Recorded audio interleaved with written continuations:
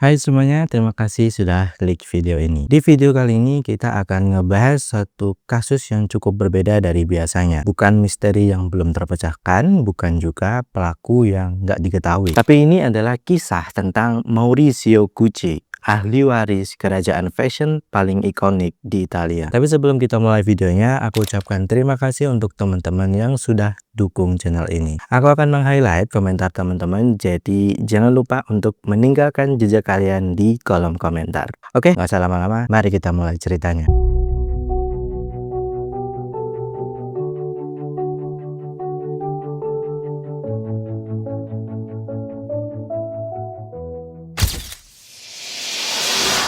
Untuk memahami kasus ini, kita harus mulai dulu nih dari awal. Gucci bukan sekedar nama di tas atau sepatu. Gucci adalah dinasti. Sebuah keluarga yang membangun kerajaan fashion dari nol di kota Florence, Italia sejak tahun 1920-an. Kemudian, era 1970, nama Gucci sudah menjadi simbol kemewahan, status, dan juga kekuasaan seperti yang kita ketahui saat ini. Nah, di dalam keluarga itu ada seorang pemuda bernama Maurizio Gucci, yaitu cucu dari pendiri Gucci, yaitu Guccio Gucci, anak tunggal dari Rodolfo Gucci, yang selain pengusaha, dia juga pernah berkarir sebagai aktor film di Italia.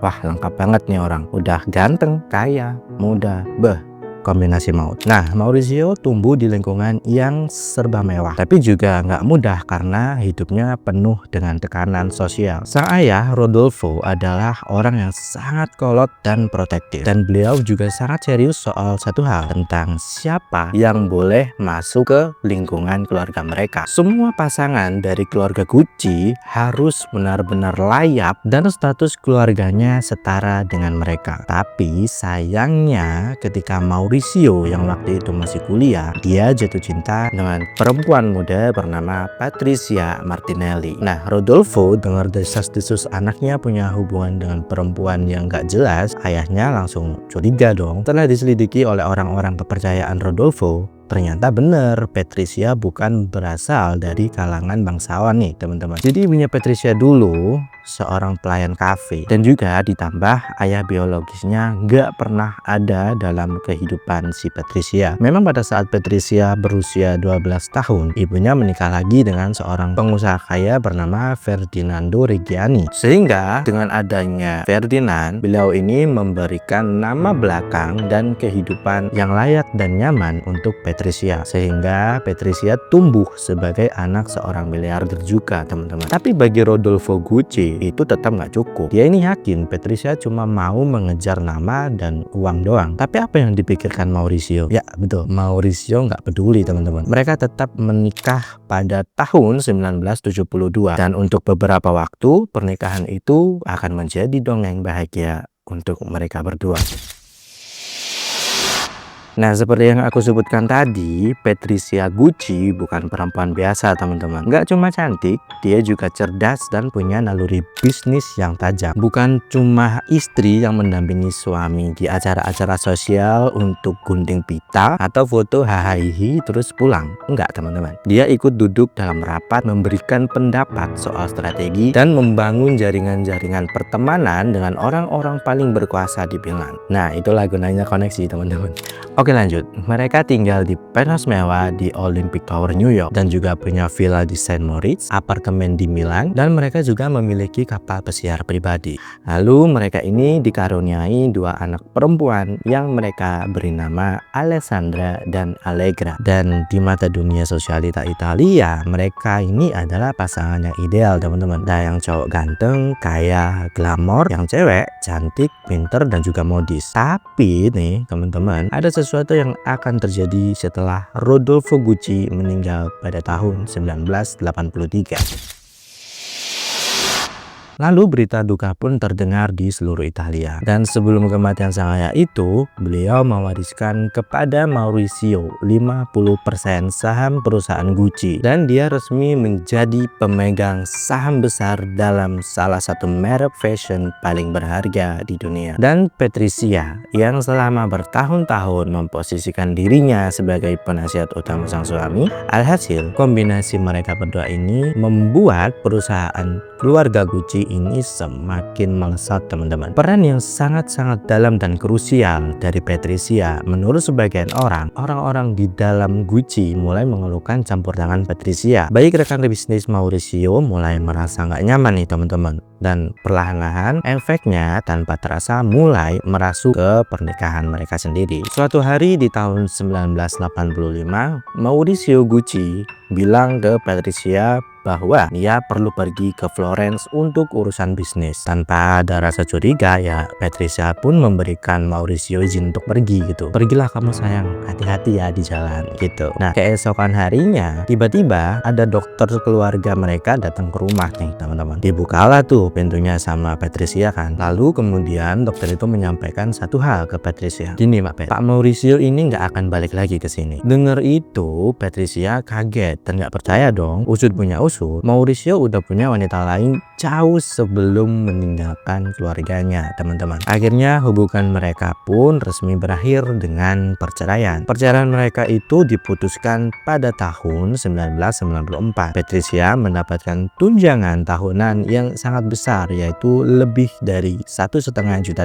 per tahun, atau kira-kira puluhan miliar mungkin waktu itu. Nah, secara finansial Patricia nggak punya kekurangan nih, teman-teman. Tapi bagi Patricia yang dendam, ini bukan lagi soal uang, ini soal harga diri wanita. Selama lebih dari 20 tahun dia adalah seorang Patricia Gucci. Nama itu bukan sekedar nama belakang yang tidak bermakna. Ya, nama itu adalah nama besar yang ingin ia jaga seterusnya gitu. Dan itu adalah posisinya di dunia. Itu adalah bukti bahwa anak perempuan dari seorang pelayan kafe bisa naik ke jajaran masyarakat elit di Italia. Ya, meskipun backgroundnya sempat naik karena ibunya nikah sama seorang miliarder. Dan sekarang Maurizio merenggut itu semua dari Patricia. Dia nggak hanya meninggalkan pernikahannya aja, tapi Maurizio juga meninggalkan Patricia bersama pacar barunya yang bernama Paola Franchi, seorang wanita dari keluarga yang memang sudah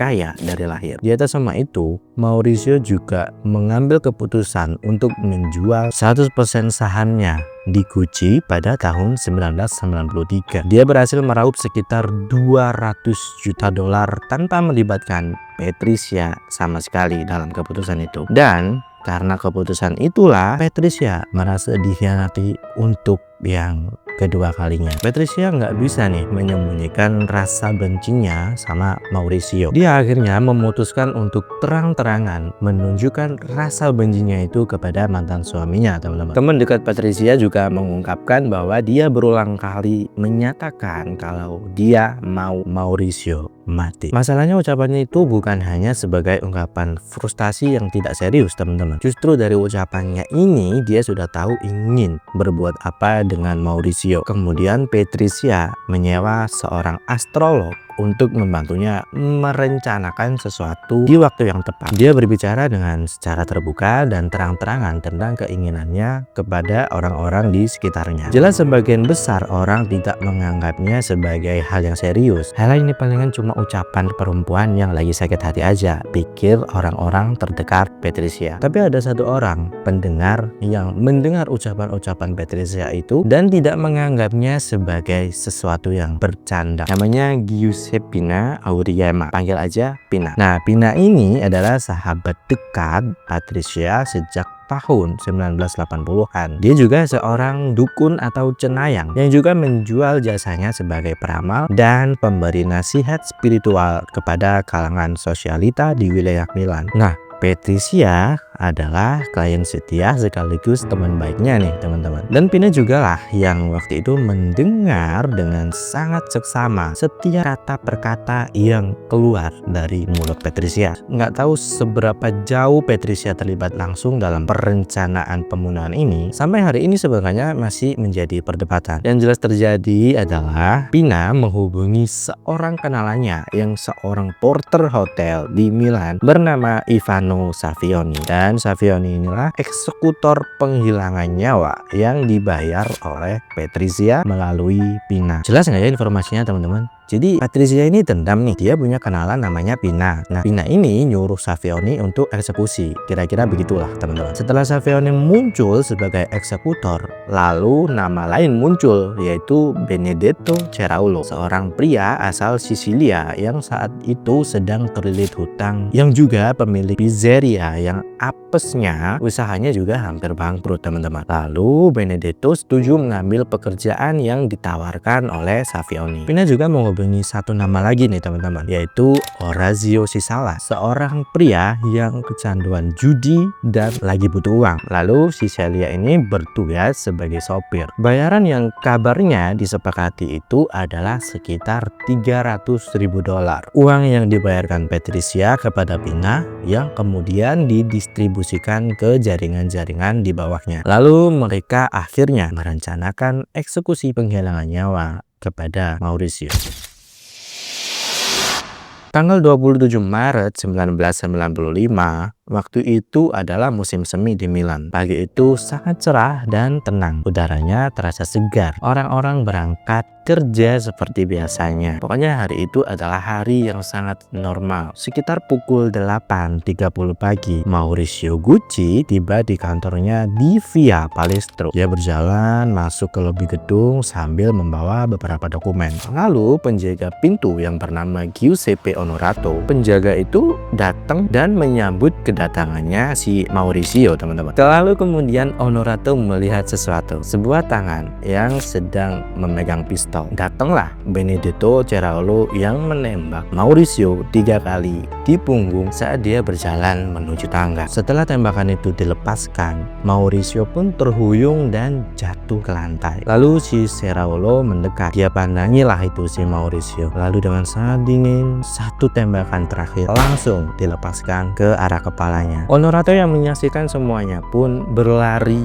ke arah tembakan itu berasal. Ceraulo menembaknya 2 kali di lengan Onorato dan untungnya tembakan itu nggak fatal teman-teman. Karena misi sudah dilaksanakan dan sukses, akhirnya Ceraulo berlari keluar. Si Salah sudah standby menunggu di mobil. Setelah masuk mobil, mereka pun menghilang entah kemana. Lalu Giuseppe Onorato berusaha merangkak mendekati Maurizio yang tergeletak di lantai. Dan dalam kesaksiannya, Pak Onorato ini bilang bahwa aku mendekap kepalanya. Kemudian dia akhirnya meninggal dalam pelukanku. Dan ya, Maurizio Gucci meninggal di kantornya sendiri tepat di usianya yang ke-46 tahun. Berita kematian Maurizio sampai ke Patricia Reggiani beberapa jam setelah kejadian. Lalu apa yang dia lakukan setelah menerima kabar itu? Dia membuka buku hariannya dan menulis satu kata, Paradeisos. Kata itu dalam bahasa Yunani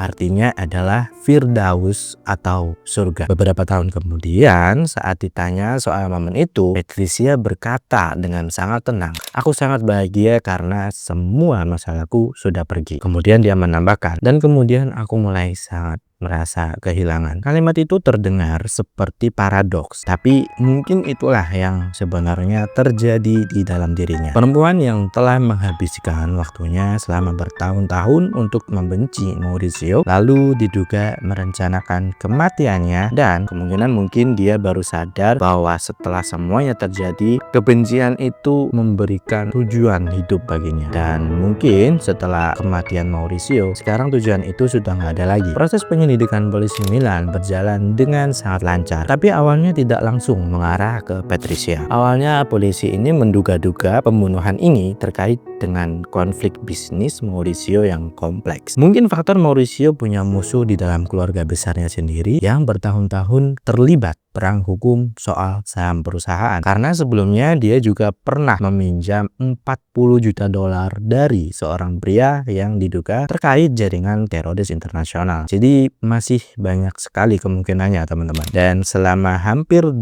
tahun tidak ada tersangka yang ditangkap dalam kasus penghilangan nyawa Mauricio. Lalu kabar baik datang di awal tahun 1997. Pihak polisi menerima laporan anonim dari seseorang yang belakangan diketahui adalah kenalan dari Ivano Savioni yang sudah mulai gelisah akhir-akhir ini. Dari Savioni, benang merah mulai terurai. Dari Savioni ke Pina Awirema, lalu ke Seraulo dan Sisala. Lalu kemudian semua mengerucut ke satu nama, yaitu Patricia Reggiani. Pihak kepolisian kemudian menggunakan cara yang lebih modern untuk mengunci bukti-bukti yang ada. Pihak kepolisian memasang penyadap di telepon Patricia. Kemudian ditemukan satu bukti mencurigakan yang menyamar sebagai seorang penagih hutang. Mereka menghubungi Patricia dan menuntut sisa pembayaran untuk pembunuhan itu. Suara Patricia terdengar jelas di dalam rekaman itu. Lalu tanggal 31 Januari 1997, hampir 2 tahun setelah kematian Mauricio, Patricia Reggiani resmi ditangkap di apartemennya di Milan. Kemudian persidangan pun dimulai pada bulan Juni 1998. Ini bukan sekedar kasus kriminal biasa. Ini adalah seni opera yang kompleks. Drama yang disajikan juga sangat lengkap, teman-teman. Ada faktor perselingkuhan, pengkhianatan, kekuasaan, kekayaan yang didapati dari seorang perempuan yang duduk di persidangan sebagai terdakwa. Tapi ini teman-teman, Patricia ini selalu hadir di setiap sidang dengan pakaian yang stylish dan modis. Dia selalu tampil elegan gitu, selalu berwibawa, seperti sedang menghadiri acara sosial, bukan sidang yang menentukan apakah dia akan menghabiskan sisa hidupnya di balai jeruji atau tidak. Lalu tim pengacaranya berargumen bahwa semua ancaman dan ucapan Patricia tentang kematian Mauricio hanyalah luapan emosi seorang perempuan yang mengalami gangguan mental pasca operasi tumor otak pada tahun 1992. Tapi pihak psikiatri yang ditugaskan oleh pengadilan menyimpulkan sebaliknya. Patricia sepenuhnya sehat secara mental saat kejadian. Jadi mana nih yang benar? Lalu Pina Awirema pada akhirnya memilih untuk bersaksi dan mengakui di depan pengadilan bahwa dia yang mencari para eksekutor atas permintaan Patricia. Tapi Patricia malah berbalik menuduh Pina sebagai otak di balik semuanya dan mengklaim bahwa dirinya diperas oleh Pina. Jaksa penuntut berkata bahwa tidak ada yang bisa terhindar dari tuduhan. Semua orang punya motif dan nama-nama yang terungkap semuanya terbukti bekerja sama. Akhirnya Patricia Reggiani dinyatakan bersalah dan dijatuhi hukuman 29 tahun penjara. Lalu untuk Seraulo, sang eksekutor, mendapatkan hukuman seumur hidup. Lalu Sisala, si sopir, dihukum 29 tahun sama seperti Patricia. Lalu si Savioni dihukum 26 tahun. Lalu untuk Pina Awirema, dukun sekaligus orang yang menemukan para eksekutor pembunuhan, dihukum 25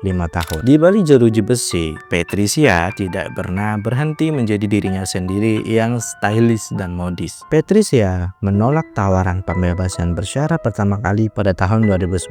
Syaratnya adalah dia harus segera mendapatkan pekerjaan. Tapi jawaban Patricia kepada pengacaranya, aku tidak pernah bekerja seumur hidup dan aku nggak berniat untuk memulai sekarang. Jadi Patricia ini menolak bebas dengan alasan bahwa dirinya nggak pernah bekerja. Jadi mending di penjara aja gitu. Beberapa tahun kemudian dia berubah pikiran dan menerima pekerjaan sebagai konsultan desain di sebuah perusahaan perhiasan custom. Dan pada tahun 2016 setelah 18 tahun menjalani hukuman, dia dibebaskan lebih awal karena berkelakuan baik. Dia kembali ke Milan, tinggal di rumah bersama ibunya yang sudah sangat tua. Kadang di akhir pekan, orang-orang di kawasan elit yang ada di Milan kadang melihat dia sedang jalan-jalan dengan seekor burung beo di bahunya. Dia nggak boleh menggunakan nama Gucci lagi secara resmi. Dan dalam sebuah wawancara yang dilakukan bertahun-tahun setelah pembebasannya, dia ini ditanya tentang Maurizio, tentang semua yang terjadi, tentang apa yang akan dia katakan kalau berbicara dengannya sekarang. Dia ngomong gini nih teman-teman, kalau aku ketemu Maurizio sekarang, aku akan minta dia memaafkanku atas semua yang terjadi. Semua yang terjadi adalah kesalahpahaman besar. Salah pahaman katanya, edan gak tuh? Sudah 4 bulan dilepaskan gara Maurizio dengan 5 orang yang masuk penjara, 2 anak perempuan yang tumbuh tanpa ayah, dan dia menyebutnya kesalahpahaman. Sangat di luar akal sehat manusia nih teman-teman. Kasus Maurizio Gucci memang berbeda dari kebanyakan kasus true crime yang kita bahas. Pelakunya tidak misterius, motifnya juga nggak sulit untuk dipahami. Bahkan sebelum pembunuhan itu terjadi, banyak orang di sekitar Patricia mulai tahu dia menginginkan kematian mantan suaminya. Yang bikin kasus ini tetap relevan sampai hari ini bukan soal siapa yang melakukannya, tapi soal gimana seorang manusia bisa membiarkan rasa sakit hati menjadi sebuah monster yang tega untuk melakukan apa saja demi ego dirinya sendiri. Patricia memang kehilangan pernikahannya, dan itu pasti sangat menyakitkan. Maurizio meninggalkannya dengan cara yang tidak manusiawi melalui perantara dokter dan tanpa penjelasan apa-apa. Tapi dari titik itu sebenarnya ada 2 jalan, dan sayangnya dia memilih jalan yang justru menghancurkan hidupnya sendiri. Dia menghabiskan 18 tahun di penjara. Hubungannya pun dengan kedua anak perempuannya juga hancur teman-teman. Nama yang selama ini dia jaga dan dia perjuangkan justru selamanya akan dikaitkan bukan dengan kemewahan lagi, tapi akan selalu jadi pengingat insiden kelam yang pernah dia lakukan. Maurizio Gucci saat ini dikebumikan di Saint Moritz, dan itu dia ceritanya kali ini teman-teman. Kalau ada yang mau ditambahkan atau ada yang perlu dikoreksi, tulis aja di kolom komentar. Oke teman-teman, terima kasih sudah menonton. Sampai jumpa di video selanjutnya. Saya Lendra, bye.